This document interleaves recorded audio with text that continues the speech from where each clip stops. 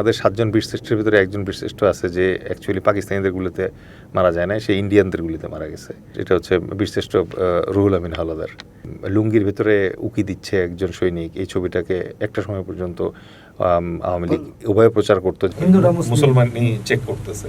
LOC line of control, এই LOC লাইনটা আগে সে স্বীকার করতো না, কিন্তু এই সিমলা চুক্তির পরে গিয়ে সে বললো যে ঠিক আছে ৯০,০০০ সৈনিক ফেরত পাবো, প্লাস হচ্ছে এই শেখ মুজিবুর রহমান মানে মাফ করে দিবে ওদেরকে। তার বিনিময়ে আমরা এখন থেকে এই লাইন অফ কন্ট্রোল যেটা আছে ইন্ডিয়ার প্রস্তাবিত, এটা আমরা এখন থেকে মানি এবং এটা আমরা ক্রস করব না। মুক্তিযুদ্ধের কোন তথ্য আজকের প্রজন্ম জানে না বলে আপনার কাছে মনে হয়? এখন জানে, যেমন আগে একটা তথ্য জানতো না, সেটা হচ্ছে যে আমাদের ৭ জন বীরশ্রেষ্ঠের ভিতরে একজন বীরশ্রেষ্ঠ আছে যে অ্যাকচুয়ালি পাকিস্তানিদের গুলিতে মারা যায় না, সে ইন্ডিয়ানদের গুলিতে মারা গেছে। সেটা হচ্ছে বীরশ্রেষ্ঠ রুহুল আমিন হাওলাদার। সো এটা নিয়ে আলাদা এপিসোডই আছে আমার।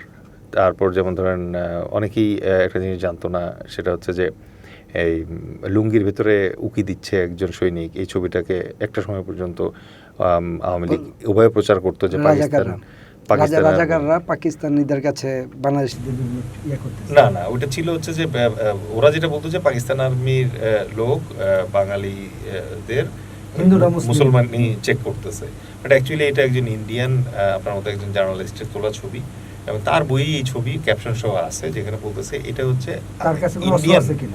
ইন্ডিয়ান একজন, তাদের সাপোর্টার এরা।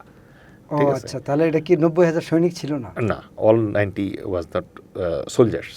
ঠিক আছে। তারপর যেমন অনেকেই, আমি অবাক হয়েছি পরে জেনে যে তারা এটা জানে না যে এই ৯০,০০০ আত্মসমর্পণ পর কোথায় গেল। আচ্ছা, কোথায় গেল? হ্যাঁ, ওরা যে ৩ বছর মানে ইন্ডিয়াতে বন্দী ছিল, এটা অনেকে জানে না। আবার একই সাথে তারা জানে না যে সিমলা চুক্তির ঘটনাটা কি।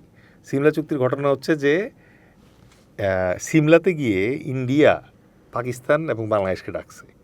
ডাকার পরে বাংলাদেশের তদানীন্তন প্রধানমন্ত্রী শেখ মুজিবুর রহমানকে ইন্দিরা গান্ধী বলছে যে তখন কিন্তু প্রায় ১৫০ জন পাকিস্তানি অফিসার এবং সৈনিকের বিরুদ্ধে বাংলাদেশ যুদ্ধ গণহত্যা অপরাধে কমপ্লেন করছিল।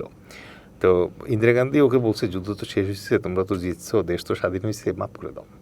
ঠিক আছে। এটা কি কোনো ডকুমেন্টস ইন্টারন্যাশনাল কোনো আছে?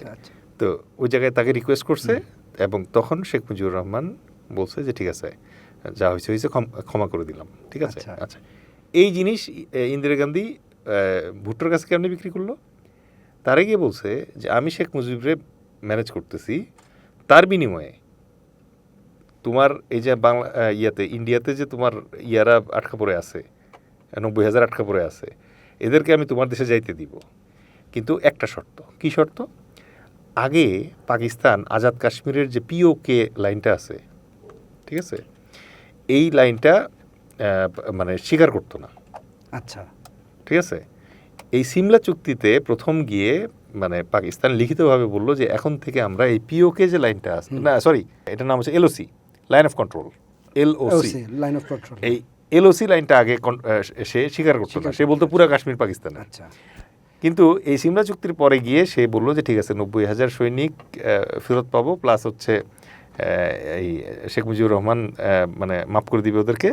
তার বিনিময়ে আমরা এখন থেকে এই লাইন অফ কন্ট্রোল যেটা আছে ইন্ডিয়ার প্রস্তাবিত, এটা আমরা এখন থেকে মানি এবং এটা আমরা ক্রস করব না।